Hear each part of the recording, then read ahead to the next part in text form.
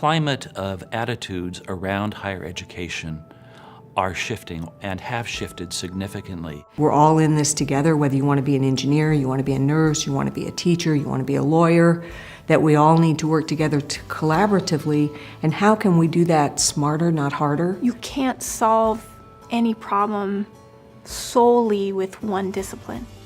We exist to help the world become a better place, to create men and women who understand how to work in a team, how to tackle the biggest issues that face society today. There's no question that we need to train students in the fields of the science, technology, engineering, and math. When I came here, I could study economics, but then also do a sociology major and have that sort of math analytical side, but then also consider what it means for society and the implications between the two. These kids will change the world, and we get this opportunity to be with them, to work with them, to let them thrive. Our emphasis on academic innovation is really almost a next generation evolution of what Gonzaga's done really well over a long period of time, wanting to position itself ever more effectively to prepare students to be able to adapt and innovate and create regardless of where they find themselves, because they will find themselves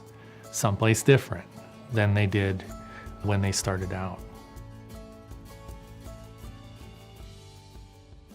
Good evening, ladies and gentlemen. Welcome to ZAGTalk, a program launched as part of Gonzaga Will, the campaign for our future.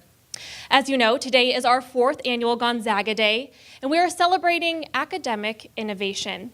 My name is Devin Dolan. I'm a 2009 graduate of the Broadcast Studies program at Gonzaga. GU prepared me to secure a job in the news industry even before graduation. I've been working as an anchor and reporter for the last several years.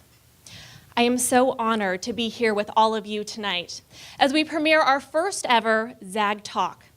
This is the first of what will hopefully become a series of conversations with Zags all around the world. If you've ever seen a TED Talk, then you know what to expect. This is a discussion meant to spur dialogue and action. Our program tonight has one goal: to share knowledge with purpose. We hope that what you hear sparks ideas, engagement, and creates opportunities. The talks themselves will not be lengthy, and each topic is a bit different, but yet they all center on the power of risk. When you take a chance and challenge the norm, great things can happen. Tonight, you'll hear from some of Gonzaga's most inspirational and thought-provoking individuals. The first, an associate professor with more than 20 years' experience at GU, working to ensure that our classrooms have the most skilled and caring teachers. The second, an alumnus who gave up a secure position in the world of athletic apparel with some of the most well-recognized global brands to pursue his dream of owning a bar. And finally, Gonzaga's Vice President for University Advancement, whose leadership with our institution has put us on the path for success in and out of the classroom. And now, it is my pleasure to introduce to you our very first ZAGTalk speaker, Dr. Deborah Needing. Dr. Needing is an associate professor from Gonzaga School of Education and the chair of Gonzaga's Department of Teacher Education. Dr. Needing specializes in literacy instruction and assessment with an emphasis on teaching the at-risk learner.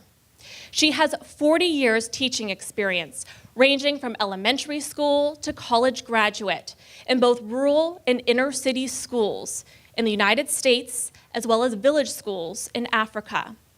She has been at Gonzaga University for 24 years and has served as the chair of the Department of Teacher Education, as the acting dean for the School of Education, and as the associate academic vice president.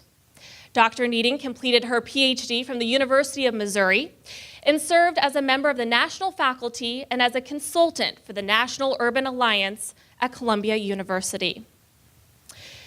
She has published and presented her research at the local, national, and international levels.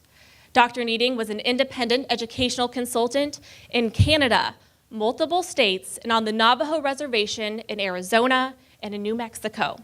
Please welcome Dr. Deborah Needing.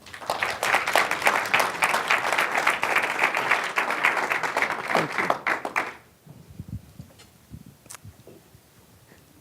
It is truly an honor to be here tonight to tell my stories. I've been asked to talk about the power of taking a risk at Gonzaga University, and I'm going to do that from the perspective of asking two questions. What if, and what next? What if I could find a university that cared more about service than statistics? In 1992, I had finished my PhD program at the University of Missouri, and I had it in my head and my heart to find a university in the Pacific Northwest. I wanted more than a geographical location. I wanted a university that had a perspective about teaching that was more holistic. I found Gonzaga. I loved their concept of educating the whole person, body, mind, and spirit, and their aspiration to graduate well-rounded women and men who will make a difference in their community and the world. I read the mission statement, and I said to myself, if they walk the talk, I'm all in. Gonzaga's students come to Gonzaga because they want to make a difference, and they believe that they can make a difference. I love hearing them talk about their service learning projects, Mission Possible for spring break, instead of weekend parties or trips to the beach. They talk about the service-oriented clubs that they're involved in that work with the underserved. And it delights me when I hear them talk about finding a deeper meaning of self and God through searches and retreats. Now, the students that I work with are all in the teacher preparation program. They aspire to be teachers. And they come with their hearts and their heads filled with passion and commitment to be that one person in a child's life that makes a difference, that helps that child reach their full potential, have a strong self-esteem, take their skills and talents, and serve others. They embrace the concept of dignity of the human person, social justice, diversity, and serving the underserved, the marginal, and the poor. As a professor at Gonzaga, it's my responsibility to find opportunities for them to engage in these concepts. All I have to do is ask, what if? What if Gonzaga students could serve low socioeconomic students in the schools who are struggling due to lack of resources, personal issues, academic success, language barriers? Well, in 2003, the School of Education created the Saturday Literacy Tutoring Program, where local area children come to Gonzaga and work with a Gonzaga student one-on-one to receive tutoring in literacy. The Teacher Education Department hires 2 teachers from the district to work with these children to create the instructional packets, which are individualized educational packets for each child. The tutors follow the instructions, journal the child's success, and then the directors respond to that and create the instructional materials for the next. The students that come to us are recommended by their principal or their teacher because they come from low-income families and they're 1 or 2 years below in school, and or English is not their primary language.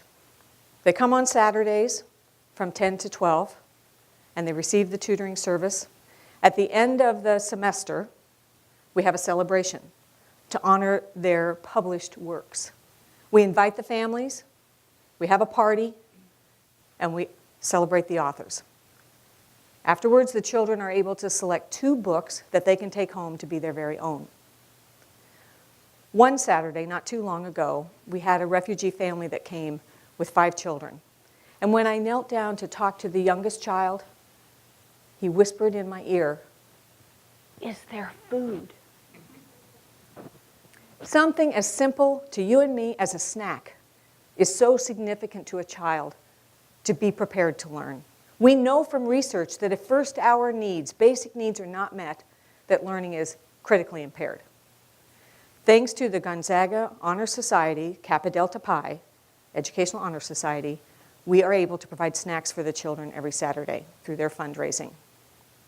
I asked these children what they like best about Saturday literacy tutoring, And they all say the same thing.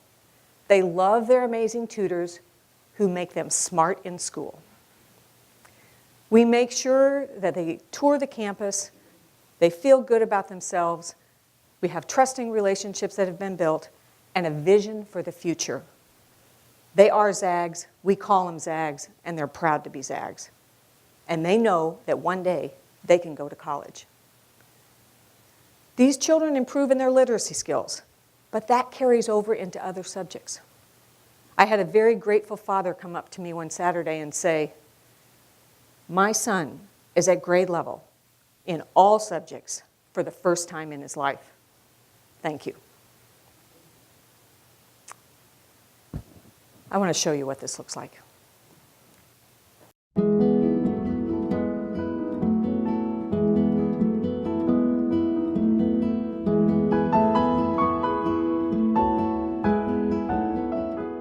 We want to make sure that students are doing more than just reading. We want them to have activities, we want them to be connecting their learning to their self and to others, and we want them to really personalize the reading and apply it. And we engage them in literacy acts where they feel success. Success in reading, success in writing, success in communicating. It's a way to be hands-on without taking on 25 kids and all the management problems, at a time. So it's really a nice one-on-one or small group intervention that they get to work on and really see results each week. This blast is strong enough to pull them all the way out. We try to get children interested in reading. And so by using a book about volcanoes, something that he was already interested in, it compelled him to want to read about it. They were straws. At first, the damage was buzzing. A jellyfish. We believe that the dispositions of a person, a teacher candidate, are as important as their ability to teach content. That they have to have a true sense of honest respect for all. And that's what I want to see. I want to see that spirit. Very good. Can you point them out to me? What we know is that every child that engages in the Saturday Literacy Tutoring Program improves. Just to hear that they're actually succeeding in class, it's really nice because I just want every child to have the opportunity to succeed. And these are all very smart children. They just get caught up on little details or have different struggles that maybe can't be identified in a whole classroom of 25. The child's attitude towards school has changed. They like going to school. They like reading. They're self-selecting to read. They're bringing books home from school. And I think it's also really beneficial for the Gonzaga tutors because we're learning about all these different techniques and strategies for teaching children, and this really gives us an opportunity to apply them to real children and see how they work. And many of our students are coming out of after their first theory in reading class, and their next course is the methods course. And I've seen huge changes in the students that we are getting in our methods courses because they're coming in with an understanding. And they've also taught me a lot about myself, a lot of assumptions that I've made in teaching and with the different children. And they've also taught me about how much work I need to put into doing my teaching both one-on-one and to an entire class. 200 miles an hour, that's pretty fast. This program is free to the children, and it's grown from a handful of students over the years to 80 to 90 children each semester. Now, the School of Education, Gonzaga University, embraces intercultural competency. And through this program and partnerships that the Teacher Education Department has created with high needs middle school and elementary schools, as well as agencies in the general area of Spokane to provide academic support, I feel that we are giving our Gonzaga students an opportunity to experience intercultural competency. Gonzaga also embraces global education and global competency, and I wanted to have an opportunity for our teacher education candidates to experience that. So what if they could serve the underserved in another part of the world? In 2008, Charles Lwanga College in Manzi, Zambia, contacted the academic vice president with an opportunity. They had two significant goals that they wanted to achieve, and they asked for our help. They wanted to improve the way that they prepared teachers to teach so that the literacy rate for the children would improve and increase. So they knew that was the answer to improving education in their country, because children are the future. The second goal was to become a 4-year degree granting institution. Now, the first goal resonated with me as a teacher educator. So I asked myself, what if I could create a faculty-led study abroad program and take the teacher education candidates to Charles Lwanga College in Manzi, Zambia? I have to tell you that Charles Lwanga College is not exactly in Manzi. That's the closest town that has a post office, and therefore that's their address. But they are quite a bit off the beaten path in the middle of farmland. I corresponded with the Jesuits at the campus, and they were delighted that we were going to come, and they offered to host us. Between the pictures that we received of the campus and the generic Google searches that we did, we had no idea what we were going to encounter. But our hearts and our heads were full of hope and promise, and we started researching the culture, the language. We did fundraisers, book drives to get together materials. We got books and paper and pens and markers and crayons and whiteboards. We packed them in our suitcases. We shipped what we could, and we were ready to go. No matter how much we researched, packed our materials, readied for the trip, we were not prepared for what we would experience, the life-transforming experience. We arrived on campus, were escorted to our guest house and the dorms, where we had electricity and water sometimes. That was okay. We were happy to be there. We worked with the instructors at the college to share the resources that we brought. We created the Gonzaga Literacy Library within the library on Charles Lwanga College with materials that we brought for the instructors to use preparing their college students, for the college students to use in their teaching of the young children. We worked with the college students to help them understand the strategies that we were bringing to them and how to use the resources. And we went into the village schools and we modeled these instructional strategies and the ways to use these resources to the teachers there. And to take it even deeper, we worked together co-teaching with these teachers so they would have a hand-on experience and not only know what to do, but why to do it. We had art materials, resources for the children that they'd never had before. Putting paper and crayons in front of these children was an amazing experience. They loved it.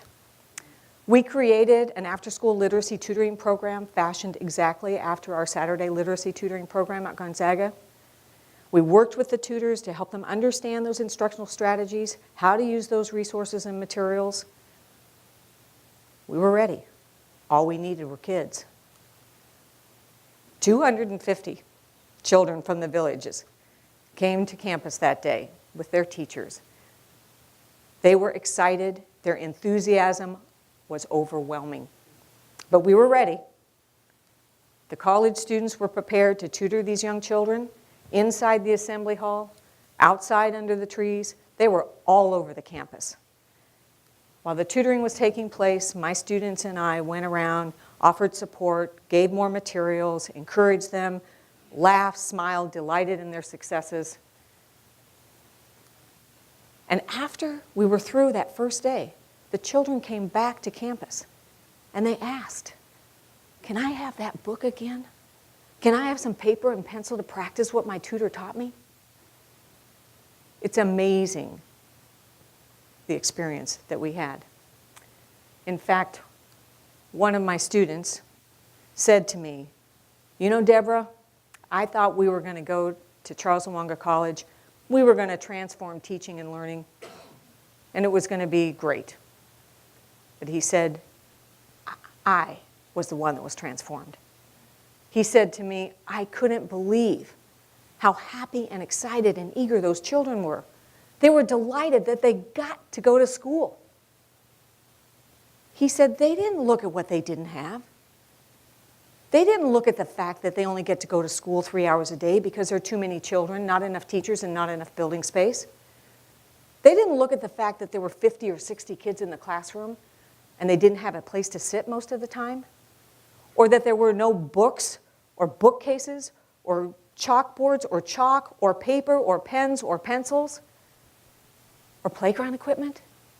They were thrilled that they got to go to school, that they could learn, they could be smart, and they could have a good life. It was very touching and transforming to all of us. We have lifelong relationships that we have created with them. The program continued for about 5 years, self-sustaining. We continued to go back. The tutoring program was strong. The teaching methods and the resources, we continued to supply the resources. Everything was going well, but there were still challenges. There was that second goal. Now, Charles Luanga College is a 2-year degree-bearing institute, 2-year certification institution only. They wanted to be a 4-year degree-bearing institution.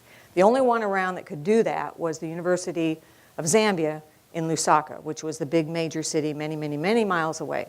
If Charles Luanga College could be a 4-year degree-bearing institution, teacher certification institution, they would be one of a kind in the area. To do this, the instructors had to all have a master's degree, which was true for only 3 of them. What if we could help Charles Luanga become a 4-year degree-bearing institution? What if we could provide a master's degree for all 25 instructors at Charles Luanga College? My colleagues and I in the School of Education, along with the support of the president, the academic vice president, and the dean, worked to put together a master's degree program taking courses from 2 existing master's programs in the School of Ed. We all committed to going to Zambia to teach 1 or more courses throughout the scope of the program, created the scope and sequence, put it all together, got the approval from the administration, and we started the program actually in 2012 when my colleague and I took a group of students over to do a faculty-led study abroad program. We held classes at night for the instructors. After that, my colleagues and I took turns once a month to travel to Zambia to work with the teachers to teach the courses, followed up with online instruction through tutorials and modules, which is very problematic due to inconsistent electricity and very small bandwidth. But we did it. We persevered. And then in the summer of 2013, all 25 Zambians came to Spokane to take courses on Gonzaga's campus. Now, many of these people have never been outside of Manzi, let alone Africa. It was a dream come true.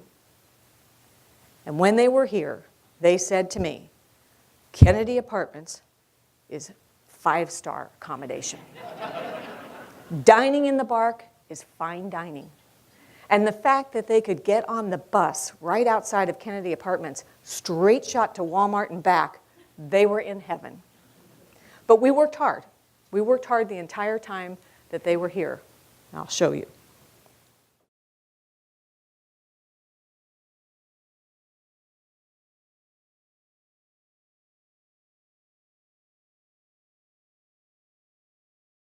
Right now, when you look at the number of people that have come here to train, people who in a short while will be granted to have this master's, it is a huge human resource achievement.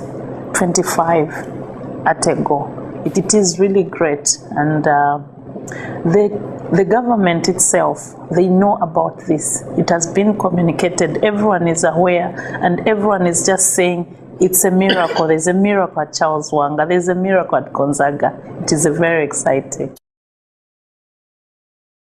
Yes, they did have a good time. And when we were through with the coursework, we made sure that they experienced our culture. President McCullough hosted a Coeur d'Alene boat cruise. And then John Rudolph, a great supporter of Gonzaga University, invited us all to Hayden Lake, to his lake house, where we had adventures that they could never, ever have imagined. Beatrice was not about to get in that water because she was afraid of hippos. Once we convinced her that there were no hippos and strapped her up in that life vest, she took the plunge, and then she didn't want to get out. We had an amazing day with all kinds of water sports and camaraderie, and then, to top it off, John Rudolph took us to his country club for dinner and dancing, where they tried desperately to teach me how to dance. We continued to travel to Charles Lwanga throughout the next year, and in December of 2014, amazing thing happened. 25 Zambian master's candidates completed their program and achieved a master's degree from Gonzaga University. The dean of the School of Education was able to hand each one of them their diploma, which was one of the proudest moments in their lives for themselves and for their families. Now, it's a wonderful thing to reach out across the planet to another Catholic institution and help. But what if the School of Education could be the center for Catholic education in the Pacific Northwest? This dream is coming true. Dean Alfonso had this vision, and he has created the Center for Catholic Education in the School of Education, formed an advisory board, created a mission, which is totally dedicated to provide anything necessary for excellence in education in all the Catholic schools. We've started in Spokane, but the idea is the Pacific Northwest. To date, 2 school principals have contacted Gonzaga and asked for assistance with academic and non-academic factors for their schools and their children and their teachers. My colleagues and I have put together professional development, and we're going into those schools to work with those teachers and those children to serve them. People ask me what makes Gonzaga University different than other universities, and I say that's easy. We take a risk and we go beyond. After 24 years at Gonzaga University, I want to tell you 2 things. We walk the talk, and what's next. Thank you for listening to my stories. Deborah, thank you so much. I think my eyes got a little teary. I don't know about you guys. Next up, we have 99 alumnus John Nakel. With childhood roots in both Northern California and Western Montana, John moved to Portland after graduating from Gonzaga. John began working at Adidas America in 2000 in various roles within the global apparel division until 2004, when he began his professional career with Nike. John spent 11 years with Nike, all in the category of basketball, where he had most recently held the position of global category apparel leader. In 2011, John and his business partners opened a neighborhood whiskey bar in North Portland called the Old Gold. In August of 2015, John retired from Nike and helped to open a second bar called Pay Dirt in Northeast Portland. Aside from dabbling in the business of neighborhood bars, John and his wife Missy are also the proud and very busy parents to 2-year-old James and 8-month-old Audrey. Please welcome John Nakel.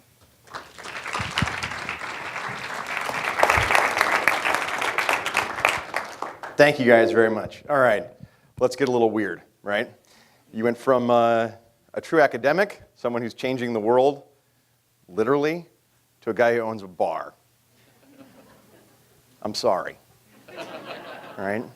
It's the first ZAGTalk. We can go up from here. But I have really exciting news to share with you guys, something that I love. Just take a look at this. Oxford University, or as you might know it, the poor man's Gonzaga of Europe, just released this study, and basically, in short, regulars at local pubs lead better and healthier lives and actually drink in moderation more so than their peers. Hooray for that.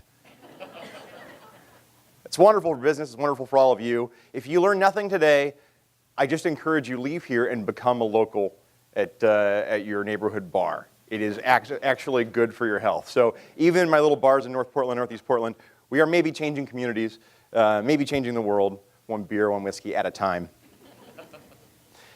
I went to Gonzaga in the fall of '95, although this was not the Gonzaga that I knew. This was the Gonzaga that I knew. Might be a little bit familiar. And this was not me, that was me, about 40 pounds ago, and before all my hair migrated from my head to my chin. Lived here, as many of you guys can relate. CM, Southwest Hall, room 11. CM has never looked that good ever. There's green grass in front and no one's smoking or playing hacky sack. As an upperclassman, I moved to 1228 North Hamilton Avenue, or as many of you know it. Not figuratively, I didn't just live at Jack and Dan's, I actually lived at Jack and Dan's. That's my apartment up there in the upper right corner. Like any true Zag. I can neither confirm nor deny that the gentleman right there is Father Frank Case. It's a rumor, it didn't start here. Strange resemblance. But you might see a trend here, obviously, in bars and what it meant to my life. Also, I graduated Gonzaga in 1999. For those of you guys, you know it's a seminal moment in Gonzaga basketball history. It really was the birth of Gonzaga basketball as we know it today. Some of my classmates up there on the screen, some of my favorite individuals, helped to lead the team to the Elite Eight. And believe it or not, that was 17 whole years ago. Here's a stunning statistic. Incoming freshmen next year will have literally never been on the earth when Gonzaga was not in the NCAA tournament. How old do you feel? It's horrific. Right, so I graduated Gonzaga, and as Devin said, I then made my way out to Portland, Oregon, and I really didn't have much of a career plan. I was horribly disorganized. I was paranoid. I didn't get into grad school. I was a solid B student. And I just thought that I wanted to work in the sporting industry, and I wanted to work for one of these companies that I knew was headquartered in Portland, and I didn't know how. It's a story for another time, but through amazing strokes of luck, I landed on at Adidas in their apparel division. Basically doing menial labor, and I stuck. And I wouldn't let go until I got to work and be in charge of basketball. And eventually I got to live that dream and be in charge of basketball at Adidas. Pretty cool, right? Until the big guy calls. In the world of basketball, there's really one brand. And Nike offered me the job or recruited me to be in charge of their basketball apparel business. And how could you possibly say no, right? So for the last 11 years, I lived an incredible dream, right? I got to work with the greatest product on the greatest athletes in the sport of basketball, which I love. Obviously, as a Zag, getting to work on Team USA's uniforms is one of the coolest things. I got to outfit 3 Olympics. Got to work on amazing projects that got tons of marketing and television around the world. Got to work with the best athletes. This guy might look a little bit familiar, playing his last year. He's about to retire too. I beat him to it. Feel pretty good about that. One of my favorite guys I ever got to work with, Kevin Durant, got to do some silly things with some of these guys and rub shoulders with some of the world's greatest. And the sport of basketball literally sent me around the world to places that I could never imagine going. It was insane. There was no place that I loved to come back to professionally more than coming back to Gonzaga. Yes, I am the guy that whether you love them or hate them, got to work on all of Gonzaga's uniforms and all the gear that Coach Few and the boys take the court in. Pretty cool thing as an alumni to bring my team of designers and product people to Spokane, give them a little tour, show them around, take them to Hoop Fest, and get to work with the team, with the coaches, and come up with the stuff that they get to wear and help tell our story of Gonzaga out to the world. Pretty amazing. No matter where I went, I loved coming back home. But after a period of time, when you work for a large corporation, no matter the company that you keep, on occasion you're just 2 really bored guys in a conference room. There's me and Kobe looking just bored to tears. And I have nothing ill to say about my time at Nike. It was incredible. It afforded me so many things I can't even begin to tell you. My wife still works there. They still provide me my insurance. My kids go to daycare there. I still get to go to the employee store. I get all the benefits. My wife shared a lot of risk with me when I left. But I realized in my time there that there was something else that was kind of itching at me, and I needed to go out and explore it a little bit further. And it was this other side of life, this other passion that I had that wasn't basketball. And it was Ted Danson. Not really Ted Danson, but as a child of the 80s, I blame it on television. I grew up watching Cheers, and I loved this idea of a neighborhood bar, truly of a place where everybody knows your name. And as bars being a wonderful center of a community, much like Jack and Dan's is a center of the Gonzaga community in a wonderful way. And I always had this dream that I wanted to open a neighborhood bar. And sure enough, after many years and many discussions with a couple of my friends, I found some idiots who were brave enough to do it with me. And me and 2 other partners opened our first bar in North Portland called the Old Gold, a little neighborhood whiskey pub. If you ever go to University of Portland game when Gonzaga visits, it's a great pregame and postgame stop. I encourage you to swing by. I loved opening the bar and being part of a small business and being a small business owner. Made me better at my day job. right? It made me a better leader of my team working for that corporation, and I felt like the yin and yang of those two worlds were phenomenal. And I was reinvigorated, and I loved my career, and I went on to bigger and better things within Nike for a few years. We opened the Old Gold back in 2011. The one other story about opening the Old Gold was that we opened it 3 weeks after I got married. For those taking notes, don't ever do that. When you spend your honeymoon at your bar, it's not a good start. My wife, again, the most wonderful woman on the planet and most understanding and patient. So I had these two companies in my life, right? Nike and the Old Gold. And that really reinvigorated me for a few years, but then sure enough, I kind of found myself back in this place again. I was just another bored guy in a conference room working for a corporation. And from the very little bit that you can tell about me, you can imagine I'm not great at taking orders from other people.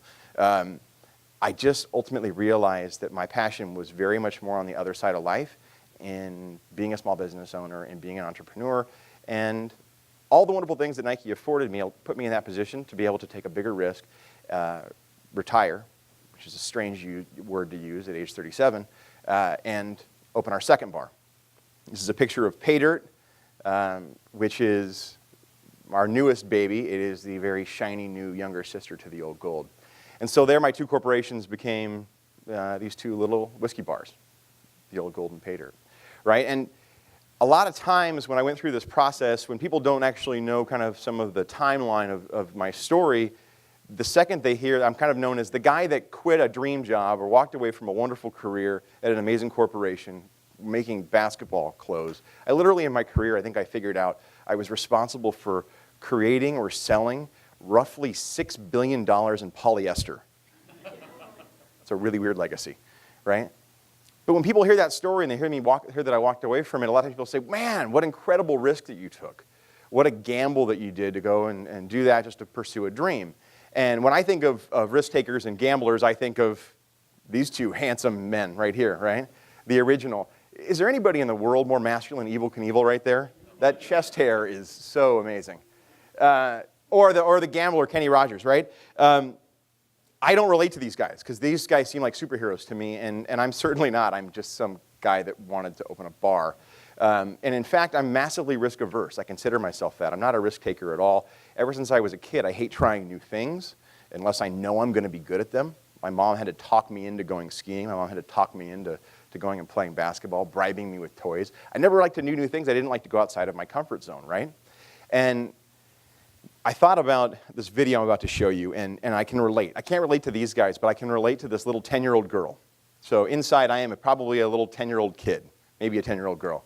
This is 1 minute and 40 of your life, and it's well worth it. You're going to end up going and rewatching this video more and more. But I just encourage you, listen to it. Listen to as many things as you hear, because there's a ton in here. And take a little ride with this girl as she takes her very first ski jump of 40 meters.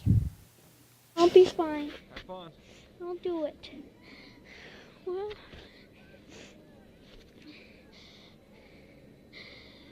here goes something, I guess. Oh. Okay, you can do this.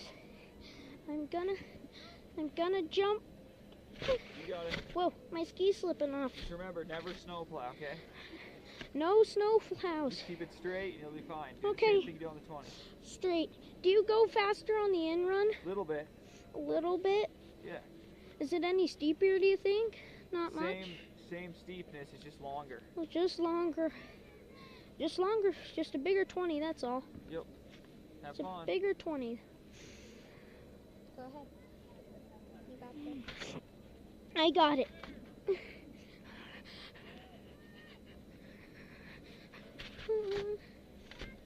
It's fine. You'll be fine. Okay. Here. The longer you wait, you'll be more scared. I go.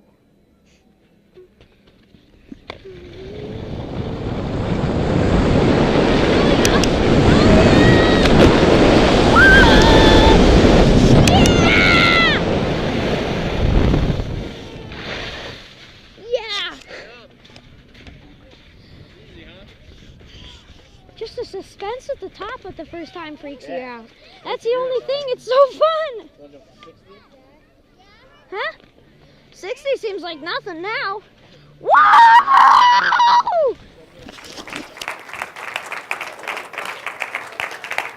I watch that all the time, and I get goosebumps every time. I love that little girl, right? She is my spirit animal. She's amazing, and there's just so much in there. These are some of my favorites, but she starts it off with, "Here goes something." How cool is that? At 10 years old, she's that aware. Here goes something. The advice from the teacher or the instructor next to her, remember, never snowplow. If she's kind of going through all that process in her head, just thinking about this risk, this jump she's about to take. And then her friend, he's one of the hardest ones to hear, but her friend weighs in and says, remember, the longer you wait, you'll be more scared. Isn't that, like, it's everything about risk all in that video. I can just leave. That's all you need, right? The guy who shared that video with me, it was Dr. Michael Gervais. He's a world-renowned sports psychologist. For those of you guys that are Seattle Seahawks fans, you might know him more as the sideline shrink. He's known as the team psychologist for the Seahawks and works closely with Pete Carroll. The guy's phenomenal, and he spends a lot of time in Seattle. If anybody ever has a chance to go see him speak, I can't recommend it enough. Life-changing. He's insane. That he introduced that video to me, and outside of working with the Seahawks, Dr. Gervais also works with Red Bull athletes, true daredevils, right? Guys that do crazy risks. For those of you who aren't familiar, this guy is Felix Baumgartner. He's an Austrian daredevil, if you will, that in 2012 rode a helium-filled little capsule 24 miles up into the atmosphere and did a free fall jump out of it, eventually parachuting down to Earth. Broke the record for the longest ever jump. It's since been broken, actually. But he's still the only human being on the planet to break the speed of sound unassisted by a vehicle, right? That's pretty crazy. Talk about risk. This guy wouldn't open a bar, I'm sure, but he'll jump out of that, right? But the thing that I learned from Dr. Gervais, he worked very closely with him, with Felix, and works with a lot of their kind of crazy, extreme, daredevil athletes and motorcycle jumpers like Robbie Madison. And the thing that he found amongst all kind of high-performing folks and people that take these seeming risks is that they're bound by this same kind of notion that not taking risks is a bigger risk. That once these guys get something in their head, this goal that they want to do, they want to try and achieve, to them, it would be heart-wrenching and it would kill them inside to walk away from that goal or from that challenge. So it's not a matter of if they're going to do it. The actual jump part of it is typically a piece of cake for those guys because they've done a ton of homework, right? And they know exactly how much risk is going into there and they're minimizing it. So these guys that seemingly take these gigantic risks, you ask them, they're not taking risks at all. It's just math, it's physics. They're just figuring it all out, which is pretty cool. That quote of the only risk is not taking any risks. Every CEO of every billion-dollar company has said something like that, right? And I always find it almost, I don't know, a little unrelatable or a little insulting. At Nike, we always associated that quote with Phil Knight, the original entrepreneur and founder. And Mark Zuckerberg at Facebook has thrown that quote around quite a bit lately. If you Google it, there's 1,000 cliches and inspirational posters that have that quote on it. That's all fine, but I think it's funny when billionaires talk about risk that even if they lose $300 million, they're still billionaires, right? For the rest of us, what is it really like? Again, I'm a 10-year-old little kid. I need it simplified, back to rules that I understand. And the first one for me when I think about risk, and again, this is as much to remind myself as to encourage anybody else, because I am risk averse. I don't like doing new things. But the first thing is sharing. And to me, sharing is twofold. And the hardest part of taking a risk for most people is just putting it out into the world, is just saying what you want to do, right? Think about when you've had something in your head, maybe a dream you want to follow, maybe you want to do naked karaoke, maybe you want to run a marathon. Maybe you want to lose 10 pounds. The hardest part is just verbalizing it sometimes and putting it out there. Because the second that you do, people are going to hear you, and they're going to start to hold you accountable. How's that marathon coming? What song are you going to karaoke, right? Even worse, you are going to start to hold yourself accountable, right? No one wants to be that person that walks around and says, someday I'm going to do this. Man, I'm going to quit my job. I swear I'm going to. The guy that walks around the office and says he's going to quit his job every single day is the most annoying guy in the office, right?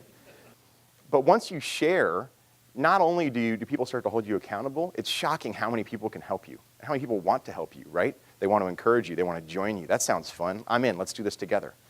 That then helps you also share risk, right? Whether it's just somebody who wants to encourage you or help you along the way or coach you, In my personal story, the conversation on owning a bar started over beers after a softball game, as all intellectual conversations begin.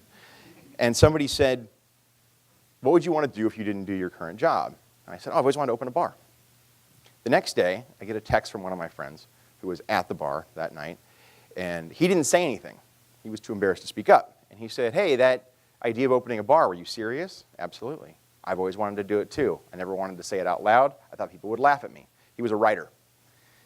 That guy is my partner in the Old Gold. He quit his job. He took a huge risk, and he manages both of our bars, and he is absolutely phenomenal at it. But for him, the hardest thing to overcome was just saying it, was just putting it out into the world, sharing it. Just sharing it is that very huge first step. The second thing for any good 10-year-old, do your homework. Right? The excuse anymore to try something new of, I don't know enough about it, or I've never done it, I don't have any experience, is idiotic. We carry supercomputers around in our pockets, right, that give us access to more information than we can ever absorb in 100 human lifetimes. You just have to know which questions to ask and be willing to ask them and who to ask, right? For anything that you want to get involved in, there are so many experts that you actually can reach out and find a way to get in touch with so easily. Some people say, I wouldn't know who to ask, I wouldn't know where to start. I think that's really kind of the laziest and most uninspired thing ever. In anything that you find, there are experts. And what do experts love to do? Experts love to talk about their craft, right? They love to share. They're waiting, they're begging for you to ask them so they can go on and talk about it. For me, opening a bar wasn't just kind of done on a whim. It took us over 4 years. The neighborhood where we opened the Old Gold, I lived there for 7 years, and I felt like I had a pretty good handle on the consumers in the neighborhood, right? And this is the not so sexy part about taking a risk or doing something romantic, is making it more calculated, right? I had to go and look up Census Bureau data and find out who actually lived in the neighborhood. Lo and behold, it was exactly what I hoped it would be. The 2010 census came back, and within walking distance of my little proposed bar, the average human being was an early 30s, single male, first-time homeowner with above average extra disposable income. That sounds like a bar patron, right? So there is tons of information, but at some point, you do have to do something with it. For pay dirt, for our second bar, we're actually we're the only bar in the state of Oregon that operates without serving food. We don't have a kitchen, we don't have chefs, but we sit under a building where we share a liquor license with 4 other micro restaurants, little food carts that went into brick and mortar. We're essentially like a very adult food court where we're the Orange Julius, but the Orange Julius is whiskey, okay? That homework was easy to do. When you don't have to incur the costs that are associated with opening and running a kitchen, that was a pretty easy one to make the leap. Another little component of our homework at the Old Gold was not just having regulars that were there, but having worked for a corporation for many years, I know how much people love to throw down their American Express cards and open up company tabs. So it's always great to be close to a large business. Sharing some more news with you guys, and this is a little tough to read, I'll help you out, but this was just published in Willamette Week this last week.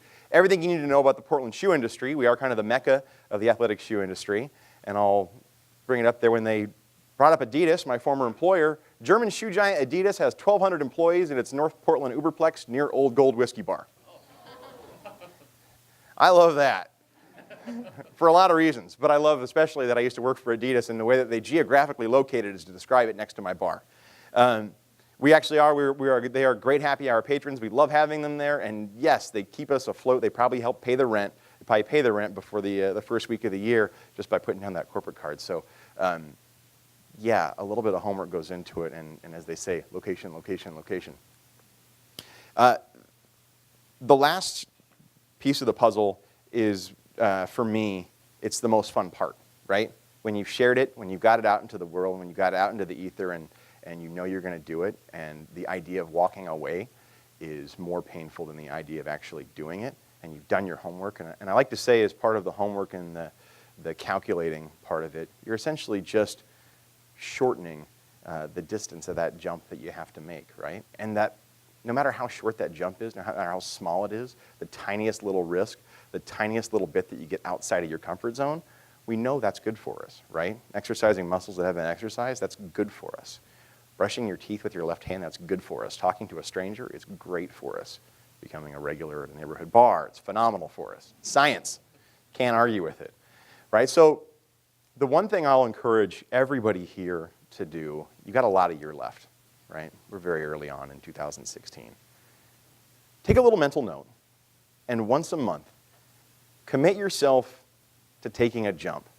It can be a tiny one, an absolutely tiny one, right? But just share something out into the world. Do a little bit of homework, and just take that tiny little jump. But remember, never snowplow. Thank you guys so much.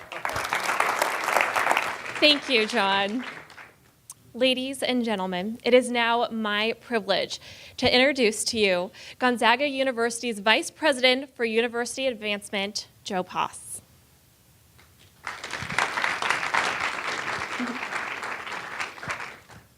Thank you. Good evening, everyone. I know I'm the part right before a game watch, so I'm very aware of that. So I've got an update and a question. First, the update, women's basketball defeats Portland 86-51. Yes, yes. Actually got to see just a few minutes of the game and then jumped on a plane to be over here with you this evening. There are Gonzaga Day activities happening all over the world, as you know. The Tokyo chapter, they shut it down a long time ago. But this is a special day for us Zags, and it's fun to be able to be part of two gatherings, Seattle and Spokane.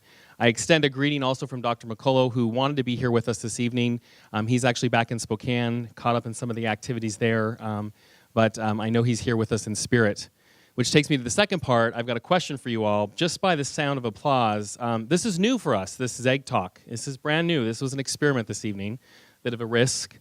So I'd like to see, should we do these again? All right.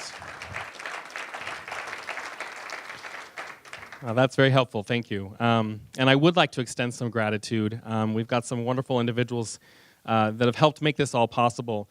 First, to every single one of you here in the room. Zag Nation is our constant. For 128 years, it is the alumni and parents and friends of this institution that have been the constant and that have kept Gonzaga going. So thank you for being here this evening. Thank you for being part of our experiment. To Deborah and to John, oh my gosh. It's a rare gift to hear someone's story and to hear from a perspective. And I think we're all very, very appreciative for you taking the time to share your story with us. Talk about the power of risk. It's very Jesuit. The Jesuits are entrepreneurs, right? And you both are certainly living the mission and make us both very proud. Speaking of mission, Devin, many of us have been following you and know your story on the personal and professional front, and so from a mission accomplished standpoint, we're putting a check mark next to your name. Thank you for being our MC this evening. And to my colleagues from Gonzaga that are here this evening, and to many members of our Board of Trustees and Regents, specifically Fritz Wolf, Mike Riley, I saw you here a little earlier, Mary Hirsch, Cindy Runger, I think you're here as well, and Steve Robinson. I know you're all here, my colleagues and the trustees and regents, for many reasons, but your dedication certainly comes from the heart, so thank you very much.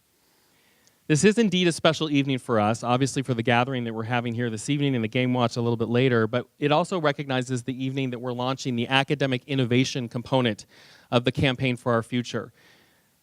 The ZAGTalk helped us embody some of that messaging and some of the emphasis behind academic innovation. This campaign has been made possible because of all of you and those that have come before us. To them, the ones that came before us, and to all of you, I thank you for believing in this institution. I thank you for believing in Gonzaga. I thank you for believing in the place that we all truly do love. Gonzaga Will. It's intriguing, yes? Take a second here with me. Who will speak up for those who don't have a voice? Who will bring innovation and innovative ideas to other nations? Who will unfold our students' potential? Who? We will. Gonzaga will. And we must. It's our obligation as individuals that associate with Gonzaga, that call ourselves Zags. We are part of the collective will. Just 4 months ago, we launched the campaign for Gonzaga, as you see here behind me, Gonzaga Will. So what have we seen?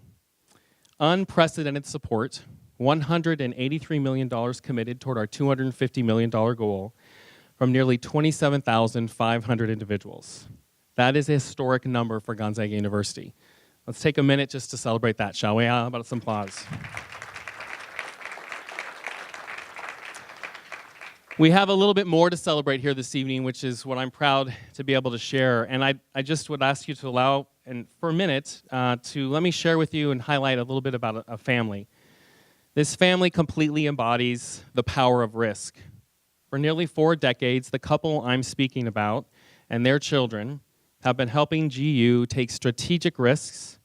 They've been helping us seize opportunities that maybe we didn't see, all for the goal of furthering our mission. The family I'm speaking about is the Fritz and Jeannie Wolf family, and Fritz Wolf is here with us here this evening. Fritz, thank you so much. Fritz is very humble, so we practically had to torture to get him here, and hopefully you might be willing to share a few words here in a minute. But I do want to take a little trip down memory lane, because I think it's important, in particular for the significance of this evening, to hear a bit about their story. Since 1986, Fritz and Jeannie have been incredible supporters of Gonzaga University. What started with a $1,000 gift to the Great Teachers Program has grown into a very diverse portfolio of investment, all focused on changing GU, but always focused on making sure we're true to our mission. Fritz and Jeannie are lifelong residents of Spokane. They saw something in GU. They saw our commitment to our excellence. They saw our commitment to our students. They saw our commitment to each other. They saw a worthy investment. In 2013, Fritz expanded his service to Gonzaga and became the chairman of our board of trustees. And he just wrapped up that term of service in 2015, but he remains on our board of trustees, and he remains a standard bearer for our mission. He has been at the helm over these past 15 years, pushing and challenging Gonzaga to be our best, and mentoring so many of us. I don't know if many of you know Father Coughlin, but there's something to be said when Father Coughlin reaches up and grabs your face and touches your cheek. It's kind of a little blessing that you get from a beloved Jesuit. You get the same sort of feeling in working with Fritz Wolf. When he looks you in the eye and he challenges you, he supports you, he gives you a great idea, you feel moved and you feel like you've been blessed by a Jesuit. It's my honor and privilege to share with you all this evening that the Wolf family has expanded their level of support to include a transformational gift for the Campaign for Our Future. In true Wolf family fashion, their gift will touch many facets of the institution, from academic innovation, to scholarship, to athletic success, to service programs. Dozens of programs, facilities across our campus are now going to be shaped by the wonderful generosity of this wonderful family. I would ask you all to be a part of this special, intimate evening here tonight, to join with me in thanking Fritz for this leadership.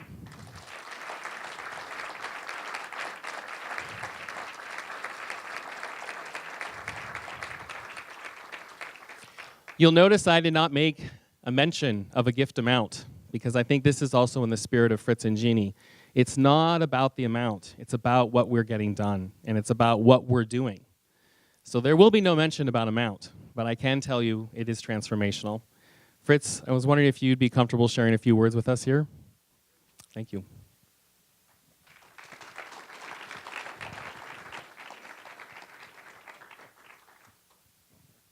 Well, thank you, Joe, and thank you, Deborah and John, for your presentations and proving that Gonzaga is what it purports to be. So each fall, thousands of families drop off their kids, entrusting Gonzaga to transform them, to live up to its mission. And Gonzaga does that. I've been on the inside, I've watched it happen. Sorry. But it does. And it's our complete pleasure to be able to support this, to watch it happen, to invest in it. Feels good. I love it.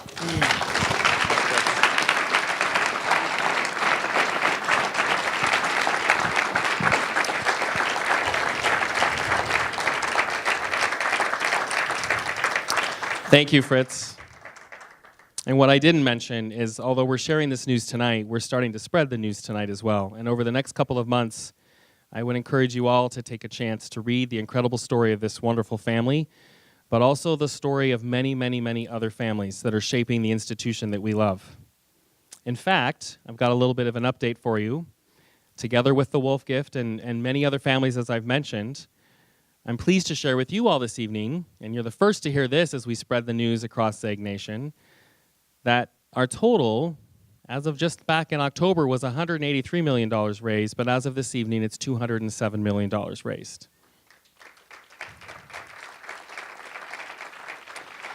That puts us at 80% over our goal and well on our way to surpassing that goal. I ask for your help. We have to surpass the goal. We must surpass it. How can you not, after hearing the stories that we just heard this evening, to hearing the passion and the change that comes from Zags? Our collective will must work to ensure that we deliver on our commitment for our students. Students who come to us with courage and compassion to change the world. And when we say the world, we mean their family, their neighborhood, their business, the world. That is Gonzaga Will in action. That's what is in the heart of every Zag. Because of families like Fritz and Jeannie and so many others, because of all of your support here this evening, our will is stronger, and we will succeed. Thank you all so very much for being here this evening. I know we have much more fun to have, but I ask you all, as the evening comes to an end, as you go to sleep this evening, in a very Jesuit way, reflect on what you're grateful for, and please, please act. We must. It's our will. Thank you.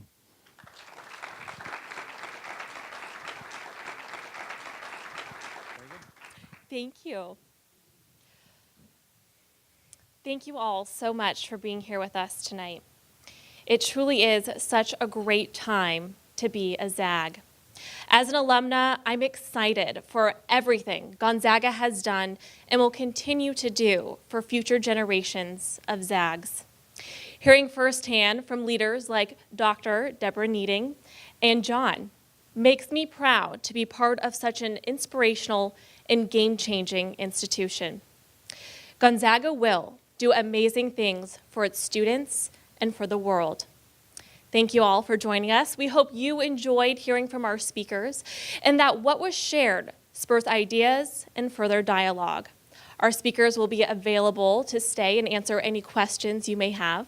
We also ask that you stay with us and watch the men's basketball game. Will be just down the hall. Thank you so much. Happy Gonzaga Day. Have a wonderful evening.